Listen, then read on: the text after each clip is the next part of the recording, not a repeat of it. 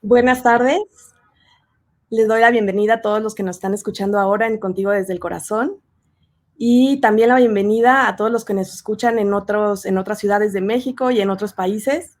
Hoy nuestra invitada viene desde España y me da mucho gusto contar contigo, Cristina. Bienvenida en este espacio. Gracias. Y bueno, quiero presentarles a Cristina. Cristina Erce Sellán es licenciada en Psicología por la Universidad del País Vasco, máster en Terapia Familiar y de Pareja.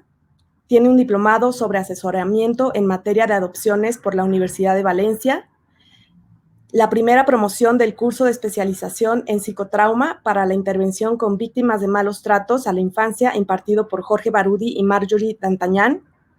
Es socia fundadora del AUCA, Centro de Estudios e Intervenciones Psicológicas, que desde 1995 desarrolla el servicio de apoyo técnico al acogimiento familiar bajo contrato con la Diputación Foral de Guipúzcoa. Desde 2004 conduce grupos de familias adoptivas para la Asociación de Familias Adoptivas de Guipúzcoa, UME Alaya. Bienvenida, Cristina. Gracias. Buenas tardes. Y quiero también agradecer a... Buenas noches para España, ¿verdad? Y quiero agradecer pues a José Luis Gonzalo Marrodán, que estuvo en este espacio el año pasado y que estuvo hablando del libro de Una nueva vida florece y nos recomendó muchísimo contigo, Cristina, para que estuvieras en este espacio. Entonces, bueno, un agradecimiento y un saludo para él. Pues seguramente nos estará escuchando porque me dijo que se iba a conectar, o sea que... Pues un saludo, José Luis. Sí, muchas gracias. Oye, Cristina, pues bueno, investigando un poco sobre lo que tú has hecho y tu trabajo, pues vi que tienes una trayectoria enorme en acogimiento familiar en España, especialmente en el País Vasco, ¿no? Y tienes un centro que se llama Lauca. ¿Nos puedes contar un poquito de cómo empezó todo esto, tu inclusión en el mundo de la adopción y del acogimiento? Pues muy bien, Georgina. Bueno, primero de todo me gustaría agradecer también a Contigo desde el Corazón que me hayáis invitado y bueno, pues me gustaría decir que estoy encantada de pasar este rato con vosotras y con vosotros, ¿no? Muchas gracias.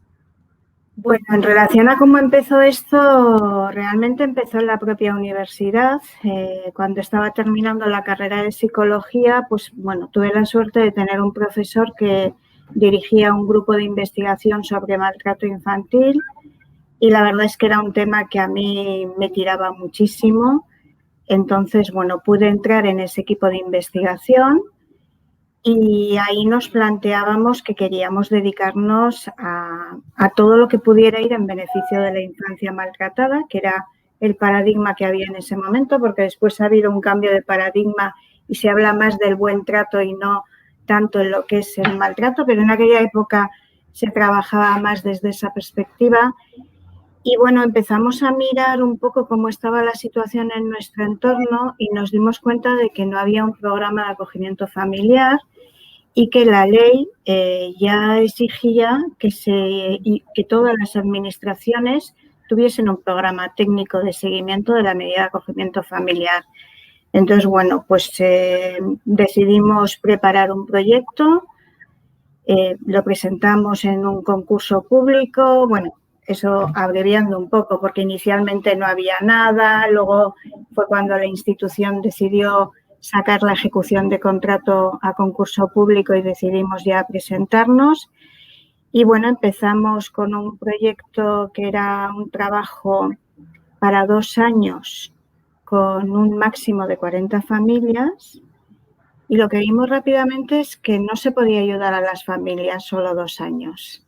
En el acogimiento familiar y también en la adopción, los problemas no son solo durante los 2 primeros años. De alguna manera, lo que veíamos era que las dificultades se transformaban, pero que las familias y los niños seguían necesitando ese apoyo durante toda la vida del acogimiento.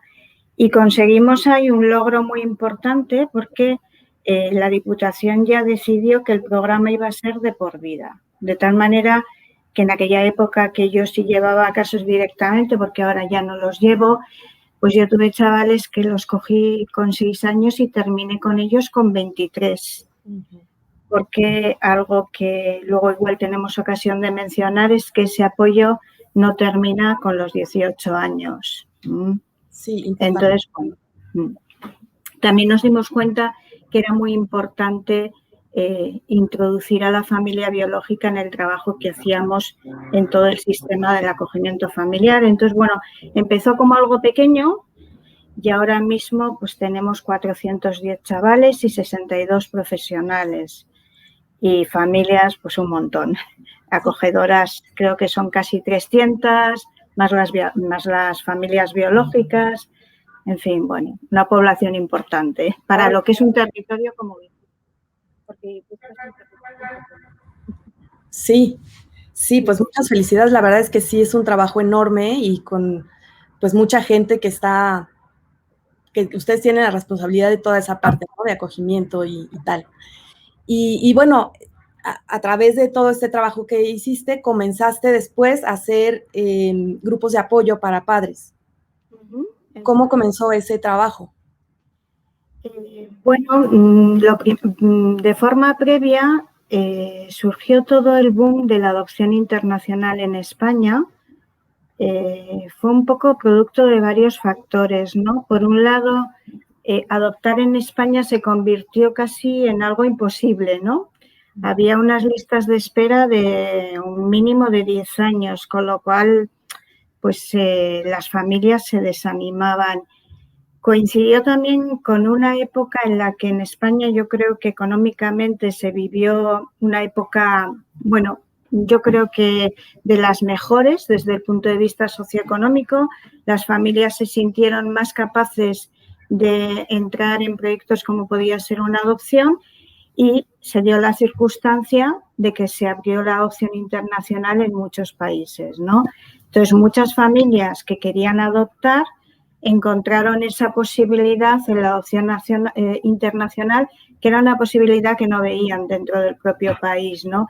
Y ahí ya nos pidieron que empezásemos a dar formación a las familias, porque hasta ese momento las familias de adopción no recibían ningún tipo de formación. Estoy hablando pues de alrededor del año 2000, sí. 1998, 2000 más o menos, y entonces empezamos a dar charlas de formación un poco anticipándoles las dificultades y los pasos que iban a tener que dar, ¿no? Porque la adopción es algo muy bonito, pero yo estoy segura de que vosotras, al igual que las familias con las que trabajo, pues también habéis encontrado muchas dificultades en ese camino, sí. Y resulta fundamental el tener una preparación, ¿no?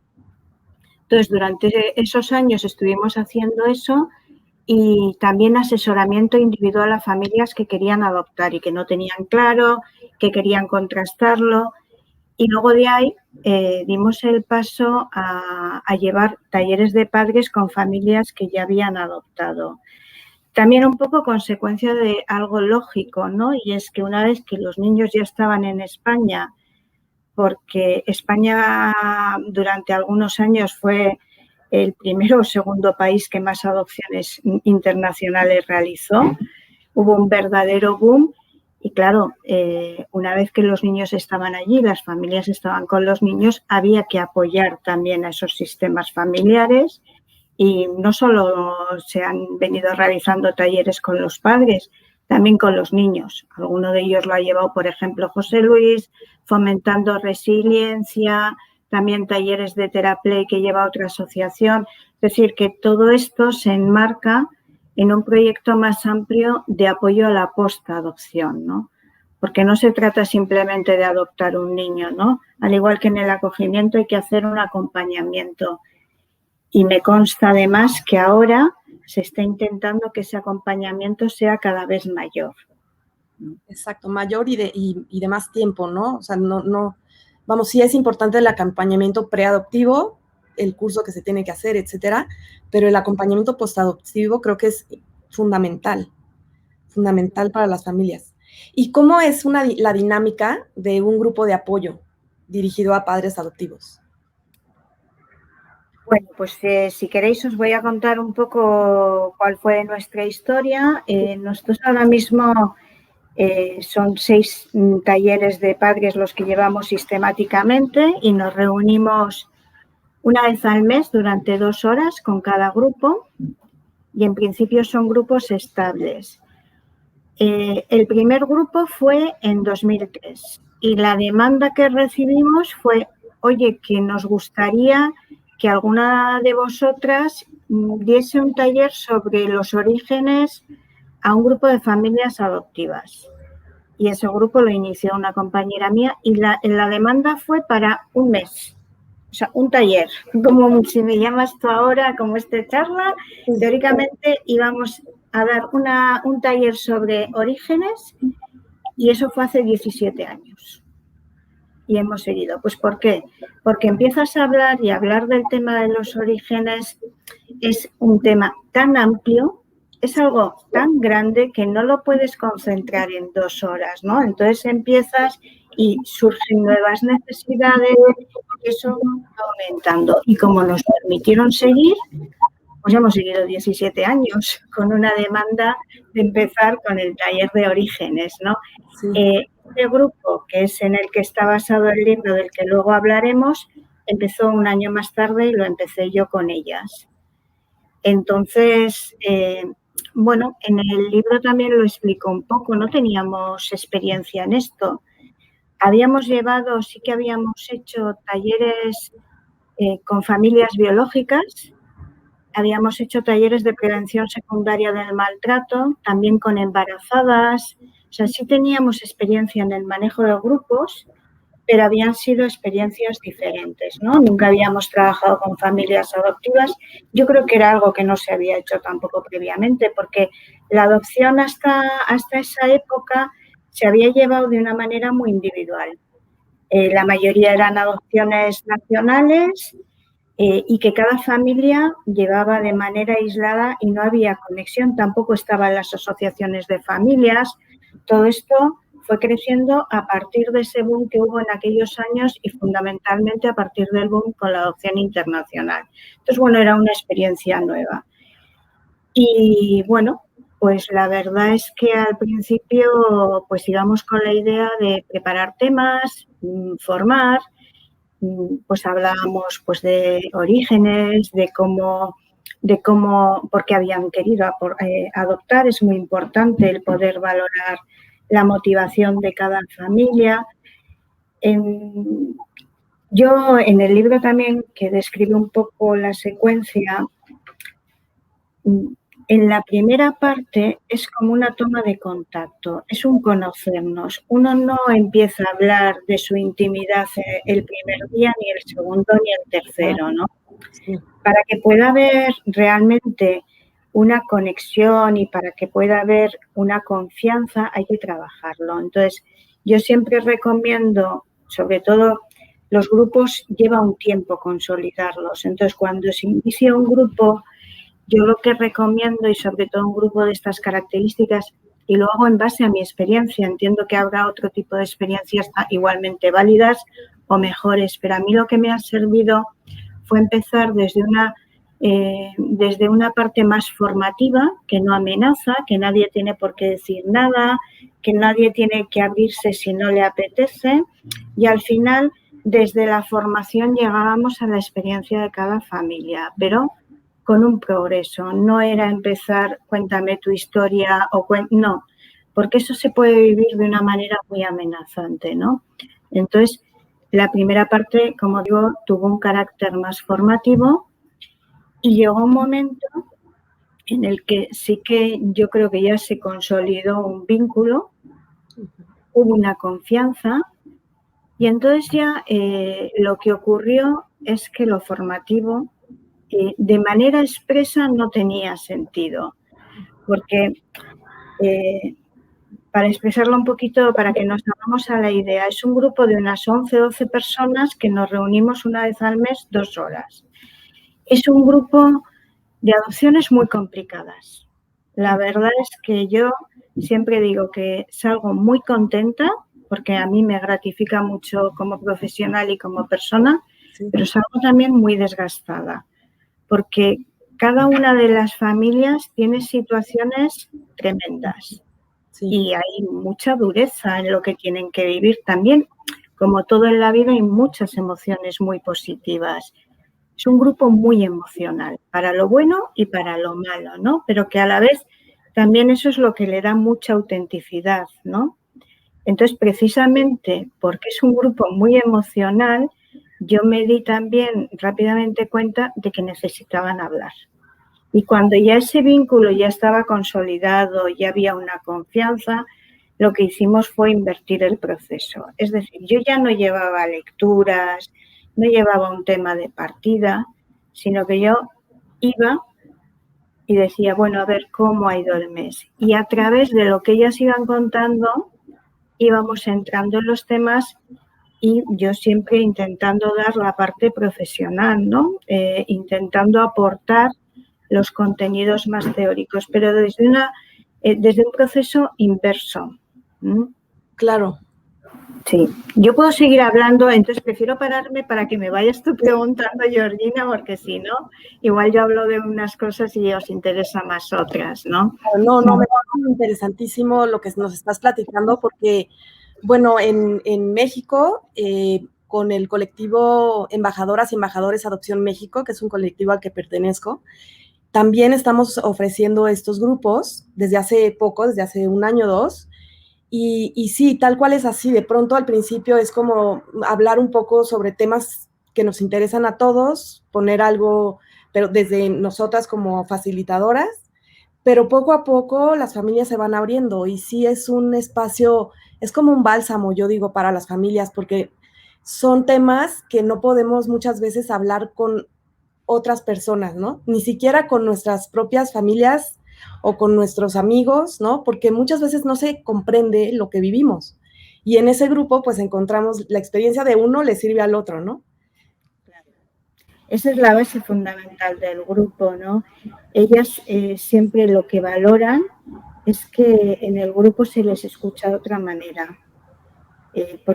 Sobre todo cuando hablamos de adopciones complicadas, y por complicadas entiendo diferentes problemas orgánicos, de salud mental, comportamentales, pero algo que es muy injusto es que la sociedad, lejos de apoyar, muchas veces cuestiona mucho a las familias, ¿no? Fíjate qué familia le tiene muy mal educado, a ese niño lo que tienes que hacer es darle un buen meneo, lo tienes muy mal criado, sin entender que muchas reacciones tienen que ver con una historia traumática, con una historia de trauma temprano, con lo cual a veces las familias arrastran también esa especie de losa de ser cuestionadas por hacer bien lo que tienen que hacer en la crianza de un niño que ha sufrido una experiencia de trauma temprano, ¿no? Y dónde encuentran unos oídos que les escuchan de la misma forma, pues con familias que comparten la misma realidad. Yo muchas veces les he oído decir que de repente pues el niño o la niña se les ha tirado en el suelo y que todo con una casqueta impresionante y que todo el mundo les miraba y empezaba a hacer comentarios, ¿no? Claro, cuando sabemos que eso tiene que ver con un déficit en la regulación emocional y que puede tener que ver con situaciones de desprotección en los primeros años de vida. Pero eso donde lo escuchan en este tipo de grupos, porque lo que hemos hecho también muchísimo ha sido que entiendan de dónde vienen las dificultades de los niños, no surgen de la nada, no es una dificultad que viene de que son malcriados o caprichosos. Ha habido que desmontar muchos errores, muchos falsos mitos que se mantienen en la sociedad. Entonces, yo creo que el grupo sí ha permitido dar esa comprensión, esa confianza, algo que a mí me parece fundamental, no juzgar. En el grupo no se juzga a nadie. Cada uno hace lo que puede y siempre me acuerdo en este sentido de Marjorie D'Artagnan, que dice que que los niños que han sufrido experiencias de maltrato hacen con su vida lo que pueden, ¿no? Y que sus comportamientos tienen que ver con eso, con que se comportan como pueden de acuerdo a lo que han vivido. Y las familias también. Las familias han entrado en una historia de vida tremendamente compleja que nadie está preparado para afrontar determinadas cosas y con independencia de que se haya dado poca formación, lo cierto es que hasta que no lo vives no lo vas a entender realmente, ¿no? Entonces, cada familia tiene que hacer un gran proceso y un gran reajuste para adaptarse a la nueva situación, ¿no? Entonces, en el grupo no juzgamos. Lo que no quiere decir que no digamos que ciertos comportamientos están mal. Podemos señalar que ciertos comportamientos no son los más adecuados, pero no se juzga nunca. Y se entiende desde esa perspectiva de que cada uno lo ha hecho intentando hacerlo mejor, ¿no? Y yo creo que en una sociedad en la que en general se nos juzga por todo y siempre se buscan culpables a todas las situaciones que se dan, pues encontrar un grupo donde no te juzgan, donde te escuchan, donde tú empiezas a contar una situación que te duele y el otro no te empieza a decir, pues a mí me pasó mucho peor, porque fíjate, no, encontrar eso cuesta mucho. Y yo creo que esa es la razón por la que se mantienen 16 años, porque realmente han encontrado unos oídos diferentes, ¿no? Así es. Sí, y pues decías hace rato, hace 20 años, pues las cosas eran diferentes, ¿no? Y no había tanta información y no había tanto, pues, tanto apoyo, ¿no? En las familias, en las redes, bueno, las redes sociales nos vinieron a ayudar mucho, creo que es algún beneficio que nos han dado, pero creo que también hay mucha información para los padres ahora de cómo criar, cómo llevar a cabo la crianza adoptiva. Hay muchas formaciones, hay muchos cursos, talleres, pero falta un poco, desde mi punto de vista, esa parte de cómo le hago yo como familia, como padre, como madre, para cuidarme a mí mismo, ¿no? Para poder con esta situación que estoy viviendo y que estoy tratando de sacar adelante la crianza de mi hijo con su historia, respetándolo, aprendiendo a respetar su historia, aprendiendo a integrar a su historia a mi vida, ¿no? Entonces es ir aprendiendo poco a poco, pero también es saber cómo me cuido y cómo me voy a sentir acompañado en esto, ¿no? Y ese es uno de los objetivos del grupo. Yo creo que efectivamente, y cuando empezó este grupo y sobre todo cuando empezaron con las adopciones había poca formación, pero yo recuerdo en aquellos años que cuando dábamos la formación muchas familias nos decían que qué negativas éramos, que parecía que no queríamos que adoptasen, ¿no? Cuando, bueno, no se trataba de eso, ¿no? Pero sí queríamos que las familias fueran más conscientes de en dónde entraban para que luego precisamente no se arrepintiesen. Y yo lo que descubrí en aquel momento, lo que viví, es que a veces las personas no quieren oír lo que no encaja con su motivación o con su expectativa, ¿no? Sí. Entonces, no podemos pensar que se trata únicamente de un tema de formación. Es verdad que había poca formación, pero no es solo eso. A veces las personas nos metemos y tenemos una idea clara y no queremos nada que nos desconfirme, ¿no? Y al final eso llevado a la práctica también tiene que ver con el hecho de que al final, por mucho que te digan, hasta que tú no estás en la situación, no vas a entender un montón de cosas que te han dicho antes, ¿no? Y ahí es donde tienes que empezar a integrar. Es decir, la información se queda a este nivel, se queda al nivel del córtex prefrontal, pero la integración tiene que llegar aquí y eso es lo que falla. Más que esto, para mí llega o falla el proceso de integrarlo, ¿no? Sí. Y en relación a lo que decías, fundamental, el autocuidado y el cuidado de los cuidadores es fundamental. El grupo es un poco eso. Sí. Eso ha sido un factor clave en el mantenimiento del grupo, porque, bueno, no hemos hablado todavía, pero también tenemos bastantes familias que son monoparentales, habitualmente mujeres, Es verdad que hemos tenido también algún hombre, pero la gran mayoría de familias monoparentales son mujeres y además son mujeres que normalmente tienen a su cargo también alguno de los padres, habitualmente también la abuela. O sea, que son mujeres que se encuentran con una hija o un hijo, como es la protagonista del libro, con dificultades, con muchas dificultades, ellas también con una cierta edad y teniendo que hacerse cargo de su propia madre, ¿no? Que es así la protagonista del libro y que lo hemos vivido con más mujeres, con lo cual la necesidad de un apoyo es todavía mayor que en el caso de familias o parejas bien avenidas donde puede haber un apoyo mutuo. Y precisamente por eso también en los grupos se ha desarrollado mucho el apoyo fuera del grupo.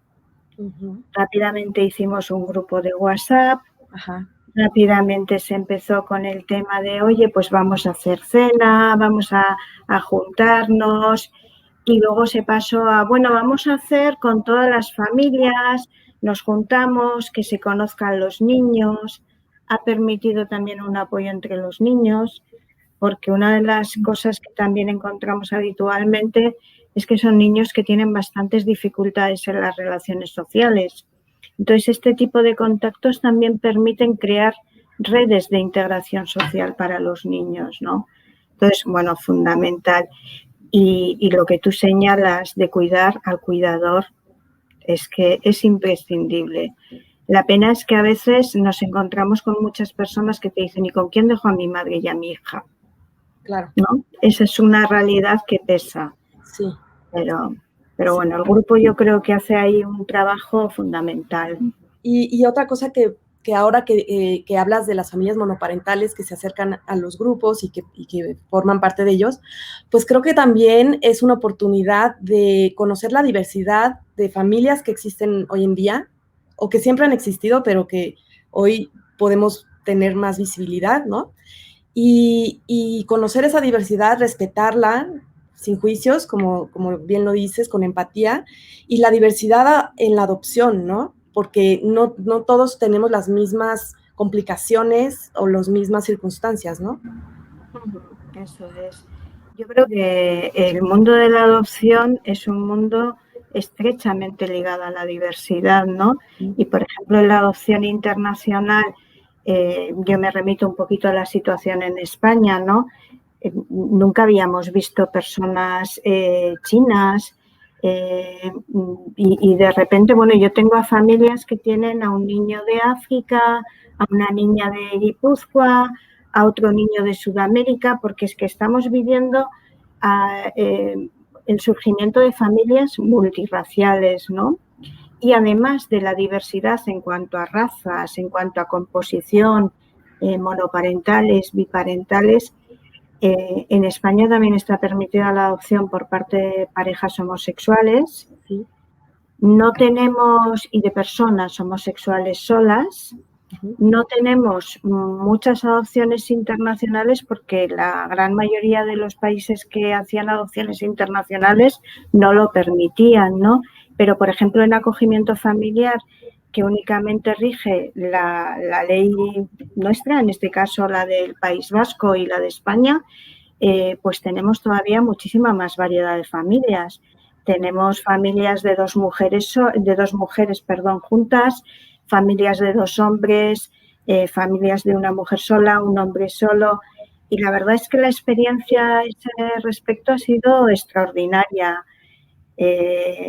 Al final te das cuenta de que no es el sexo, ni la ideología, ni el color de la piel, sino que es la calidad humana, ¿no?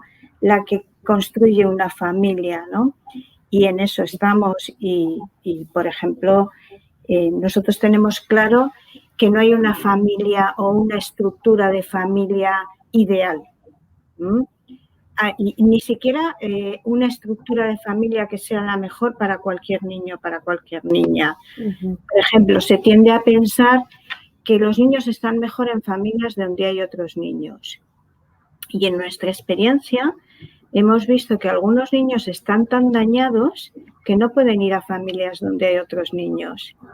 Y que igual están mejor con una persona que se dedique exclusivamente a ellos. Con lo cual, la adopción y el acogimiento también nos está permitiendo romper ese cliché de que la mejor familia es la de padre, madre y hermanos, ¿no? Claro. Para nada. No solo la diversidad es buena, sino que para determinados niños formas de familia minoritarias son mejores que el esquema tradicional, sin atacar el esquema tradicional, que también está muy bien. O sea, todas las estructuras familiares tienen cabida, ¿no? Claro. Oye, yo creo que esto humanamente, perdona, nos enriquece un montón. No, claro. que iba a decir que creo que es de una gran riqueza humana. Sí, esa es pues una de las cosas buenas también de los grupos, ¿no? De los grupos de encuentro, pues aprender, ¿no? Del ser humano fuera de lo que yo soy, yo creo ser, ¿no? Conocer otro. Y bueno, quería que nos platicaras también de esta experiencia. Bueno, ya son 16 años llevando estos grupos, y dentro de ese grupo está una de las protagonistas del libro de Una nueva vida florece. Que bueno, quisiera que nos platicaras, me hace un proyecto interesantísimo, no solamente para las familias, que por supuesto que es muy importante poderlo leer, pero también para los profesionales, poder ver cómo se lleva un caso de adopción durante tanto tiempo, ¿no? Pues sí, la verdad es que fue un proyecto que surgió así de la nada, porque no fue un proyecto planificado ni algo que hubiésemos previsto. Yanire es una niña que adoptó Miren hace pues 16 años y que la adoptó en Rusia. Y entonces, bueno, Miren casi desde el principio de la adopción entró en mi grupo. Es una mujer monoparental que tiene la adopción de Yanire y luego tiene a su cargo también a su madre, lo que comentábamos antes, ¿no? Entonces, bueno, ha sido una adopción que ha requerido muchísimo sacrificio. Yanire es una niña que en su país de origen sufrió muchísimo, pasó por experiencias muy traumáticas. Cuando fue adoptada, como Miren ya era una mujer de cierta edad y no podía adoptar a niños más pequeños, Yanire tenía 6 años. Con tan solo 6 años, se refleja en el libro, pesaba 16 kilos. Entonces, bueno, yo creo que solo con eso uno ya puede imaginar las vivencias de Yanire, ¿no? Sabemos perfectamente que los 3 primeros años de vida, así como todo el periodo del embarazo, son fundamentales en el desarrollo del cerebro, en el desarrollo del organismo, de las competencias. Sabemos cómo todo eso afecta a toda la maduración personal. Sabemos que el vínculo de apego, que es clave, se desarrolla durante el primer año de vida. Con lo cual podemos entender que ya la adopción de Yanire, aunque teóricamente era una niña que no tenía problemas especiales, pues eso no era cierto. Yanire era una niña que había sufrido muchísimo, que había sufrido un trauma complejo muy severo. Y claro, esta madre que se había planteado, tenía un hijo biológico, pero que se independizó rápidamente, esta madre que se había planteado una adopción, pues sí, de una niña, un niño, pero tampoco se planteaba algo que le supusiese muchísimo esfuerzo, ¿no? Se encontró de repente con una situación que no sabía cómo manejar y para la que se veía impotente. Se encontró con que no entendía nada, con que eso no tenía nada que ver con lo que ella había vivido en su maternidad biológica.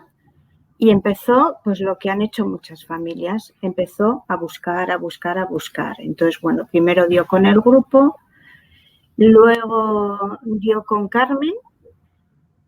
Carmen es la psiquiatra, que también aparece en el libro. Carmen la diagnosticó de déficit de atención y entonces le recetó medicación. Y este es un tema sobre el que sí querría hacer una puntualización.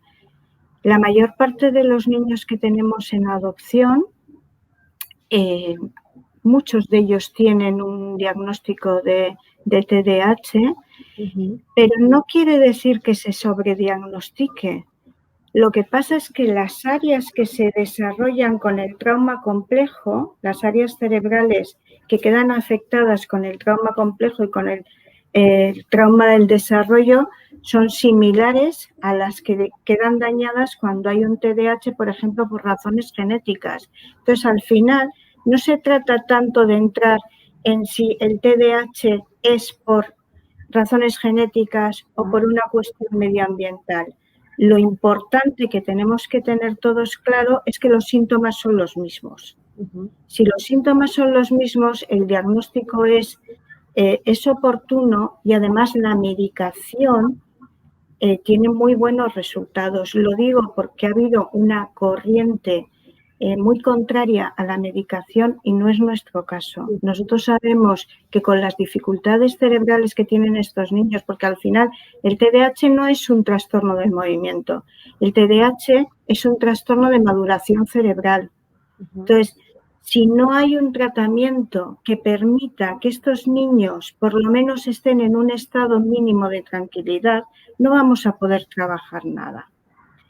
¿Y eso qué quiere decir? ¿Que el tratamiento farmacológico es la solución? No es la solución, pero es fundamental para poder hacer una psicoterapia. Tú no puedes hacer una psicoterapia con un niño que está con un funcionamiento tan desajustado que no puede centrarse en nada de lo que estás diciendo. Entonces, nosotros defendemos el modelo a 3 bandas, que es tratamiento farmacológico, tratamiento psicoterapéutico, que es en el que en este caso hace José Luis, y tratamiento con familias, apoyo a las familias.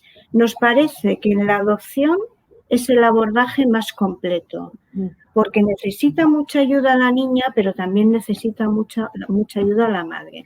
Entonces, al final empezó en el grupo, luego fue donde Carmen, que le dio el tratamiento farmacológico, y luego al final, claro, no empezó de primeras con José Luis, porque cuando yo les conocí ya iba a donde una psicoanalista. Nosotros, si alguien está en un tratamiento, pues cada familia decide a dónde, qué profesional le quiere llevar.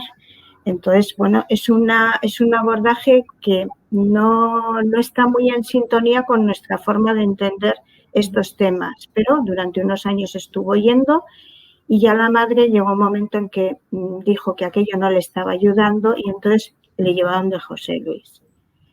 ¿Qué tiene de bonito el libro? Pues el libro tiene de bonito que está explicado desde los 3 vértices del triángulo y además, por supuesto, con el centro que es el testimonio de Yanire, ¿no? Que ella misma cuenta su propia experiencia. Entonces, es ver un poco cómo se ha sostenido este sistema familiar con ayuda del psicólogo, de la psiquiatra y también del grupo de familias.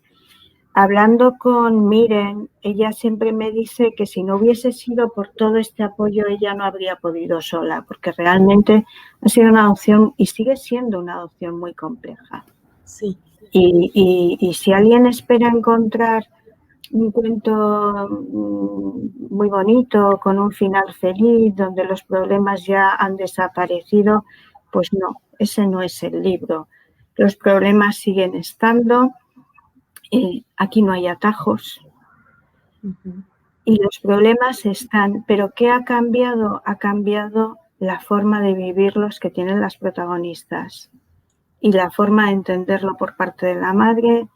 Incluso, bueno, el recorrido que ha hecho Yanire es espectacular y el mero hecho de que ella esté viva con todo lo que ha sufrido ya es un gran triunfo, y el recorrido que ha hecho ha sido fantástico.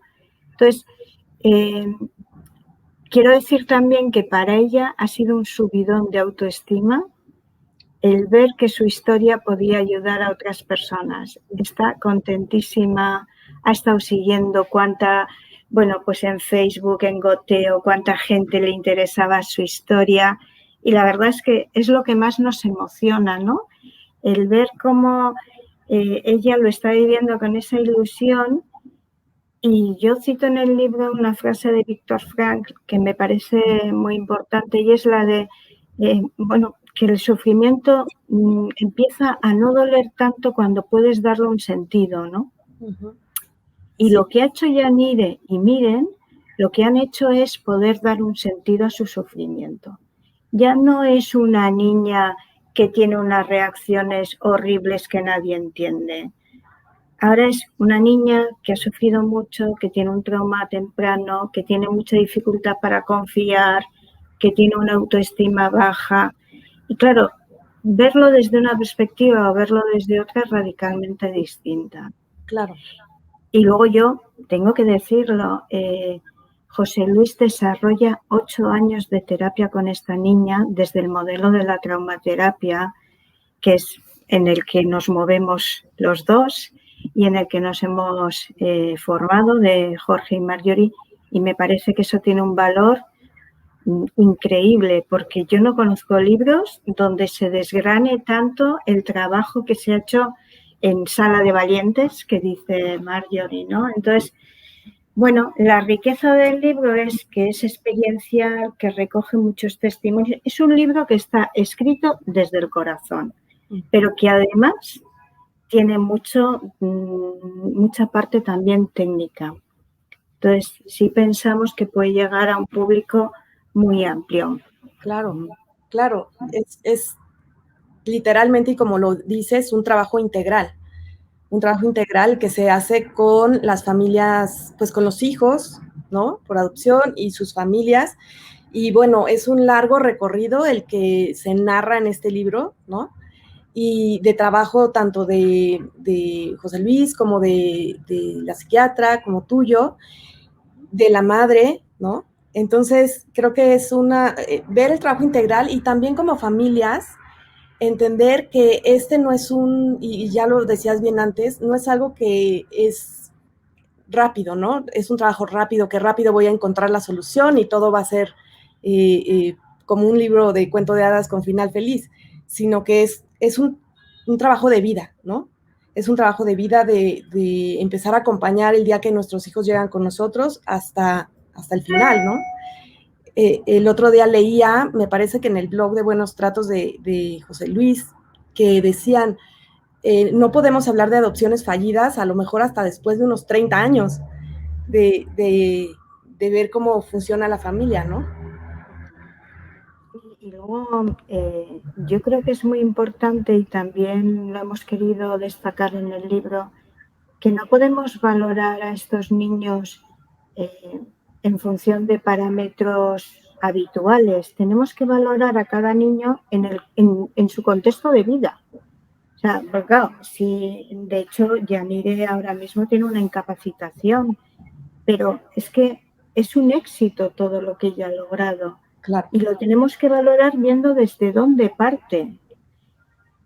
Yo suelo decir que aquí venimos todos al mundo, pero todos no venimos con las mismas cartas en la mano. Uh-huh. Algunos, la vida nos ha dado muy buenas cartas, pero yo no considero yo considero que donde estoy he trabajado para conseguir lo que tengo, pero también soy muy consciente de que he nacido en un contexto en el que me lo han podido dar. Sin embargo, muchos de los niños que yo veo no han tenido ese contexto inicial. Entonces, bueno, pues hay que valorar a cada uno lo que ha podido hacer con las cartas que le han tocado en la vida, que desgraciadamente nuestros niños suelen tener unas cartas muy malas.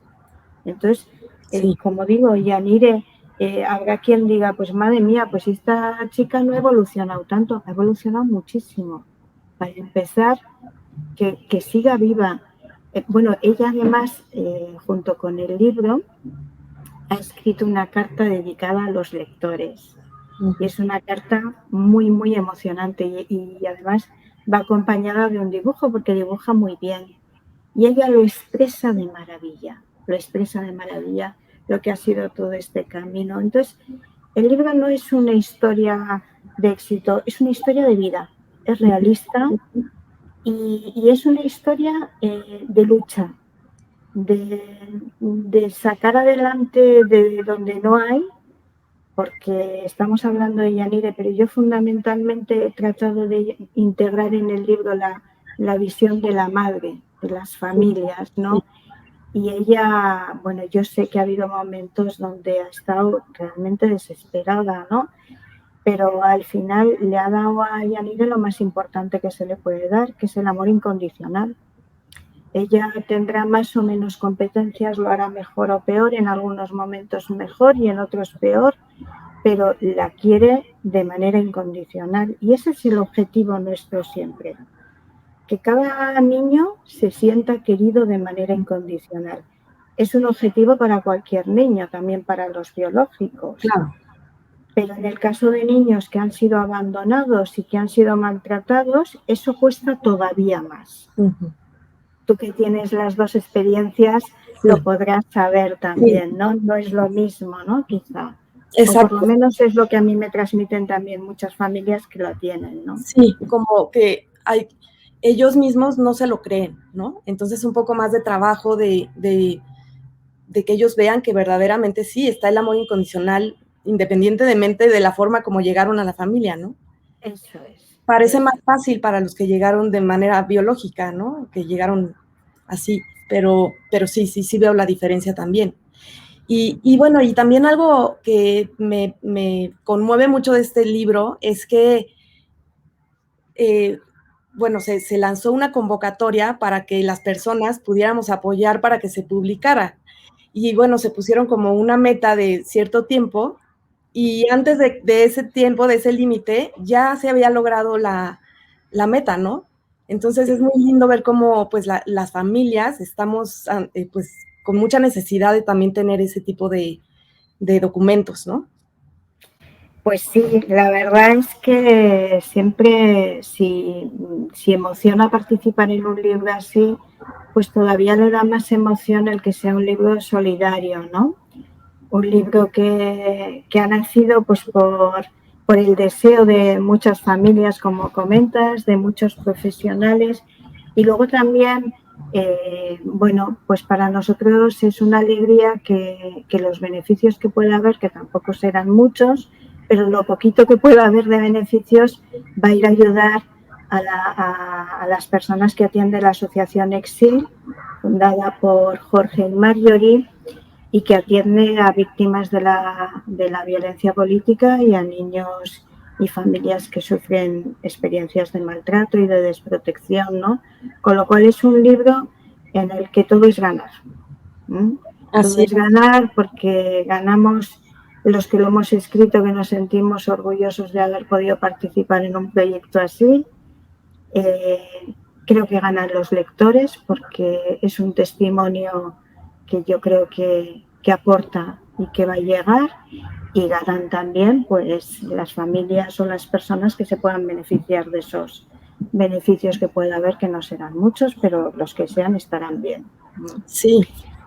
Y luego, bueno, pues en ese proyecto de goteo, como decía antes, Yanire lo ha podido seguir poco a poco, y entonces además de dar dinero, la gente ponía comentarios, ¿no? Y yo sé que le hacía una ilusión bárbara, que eso también es muy bonito. Claro. Los comentarios de apoyo de la gente, yo creo que eso ha sido muy emocionante. Sí. Claro, esto también es verdad que José Luis, que lleva ya tantos años con su blog, tiene un montón de seguidores, y yo creo que cuando José Luis está detrás de un proyecto, eso ya es un gran avance, ¿no? Porque es una persona muy conocida en las redes sociales, bueno, pues por el fantástico blog que lleva con tanto acierto, ¿no? Y con tanto trabajo también. Sí, y que me siento muy honrada que nos está siguiendo ahora en la conversación.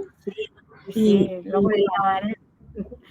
Seguro que está pendiente de todo. Sí, está comentando mucho aquí todo lo cómo poder apoyar a este proyecto, porque todavía se puede donar. Aquí puse la liga a la que se pueden meter, que es goteo.org, o específicamente goteo.org project, una nueva vida florece, la historia de Emete, ¿no?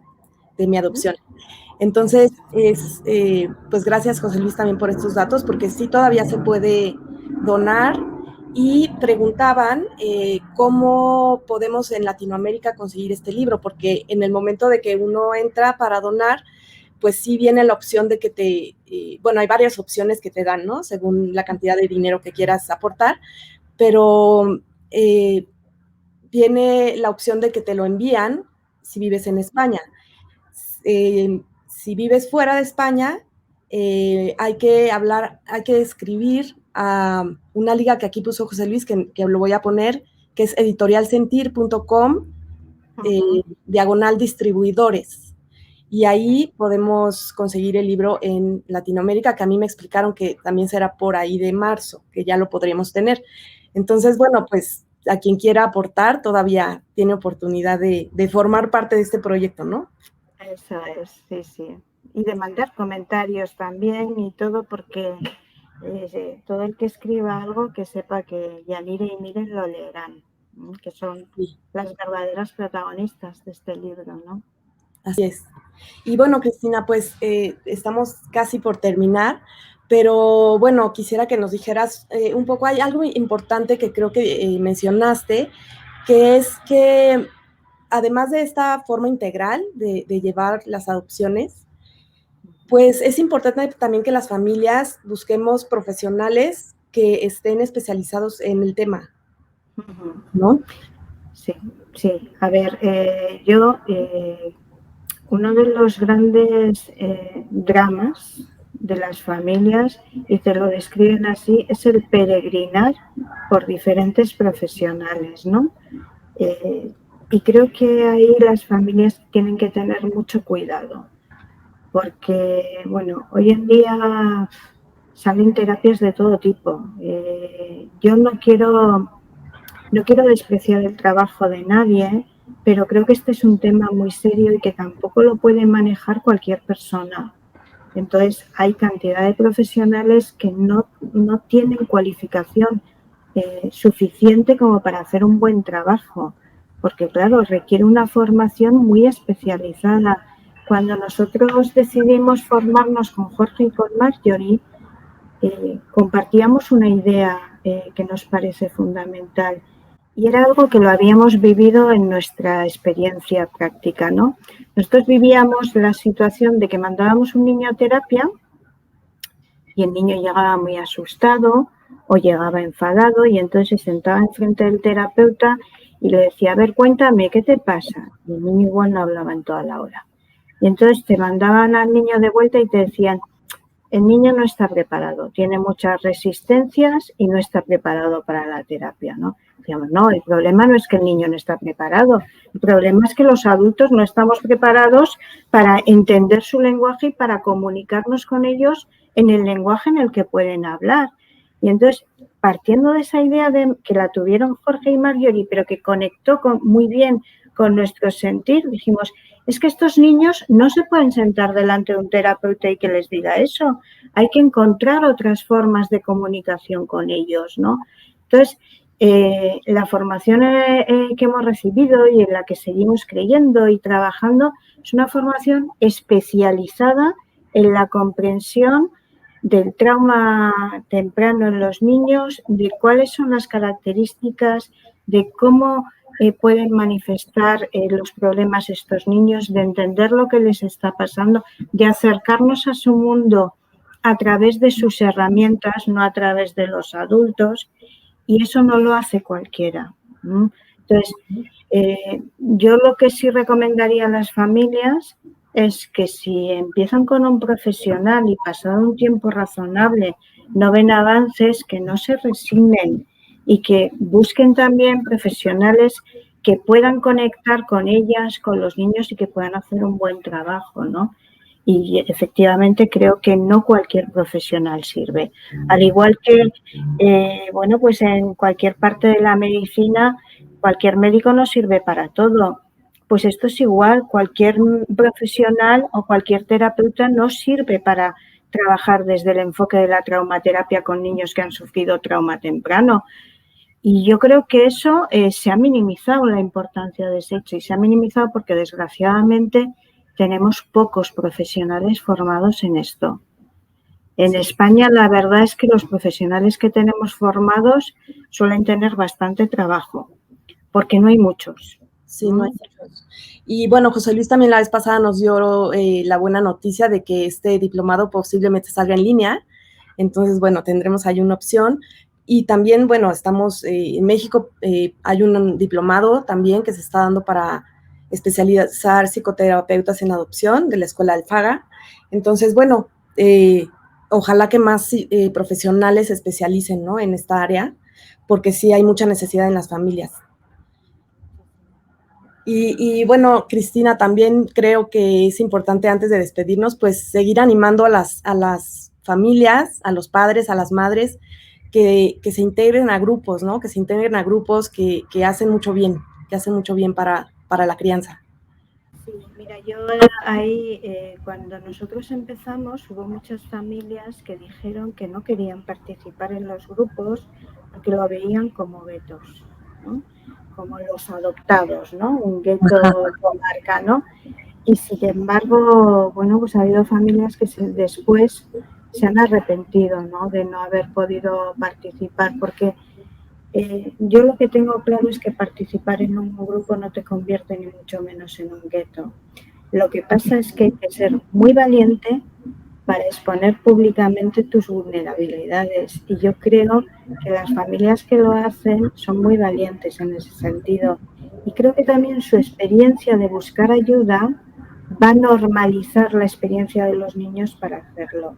Porque otra cosa que no he comentado, pero que me parece importante destacar, es que los niños saben que los padres vienen, que vienen al grupo, y saben que se habla de ellos. Y a veces también hacemos intervenciones indirectas del grupo con los niños.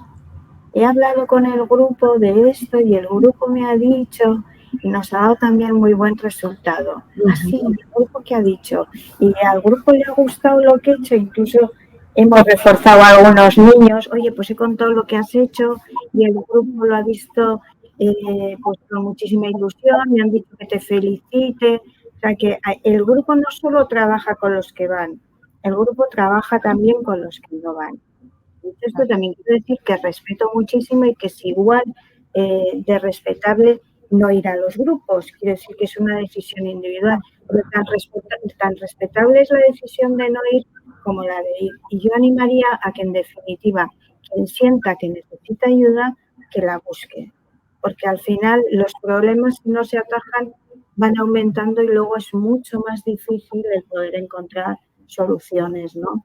Además que igual con un poco de ayuda habrían sido más fáciles y menos complicados, ¿no? Así es, así es. Ay, Cristina, pues se nos termina el tiempo. La verdad se me pasó muy rápido porque toda la información que nos diste fue interesantísima. Te agradezco muchísimo que hayas estado aquí con nosotros. Yo te agradezco a ti que me hayas invitado y encantada de colaborar. Espero que lo que os he contado pues haya servido de algo y nada, pues muchísimas gracias por escucharme. Muchas gracias. Gracias a ti y gracias a todos los que se conectaron también. Y bueno, también recordarles que pueden entrar al canal de YouTube y suscribirse de Contigo desde el Corazón. Ahí están todas las entrevistas que hemos realizado para que puedan volverlas a ver o verlas por primera vez. Todas son súper interesantes, como la que tuvimos hoy. Entonces, muchas gracias a todos y nos vemos muy pronto. Gracias, Cristina. Gracias.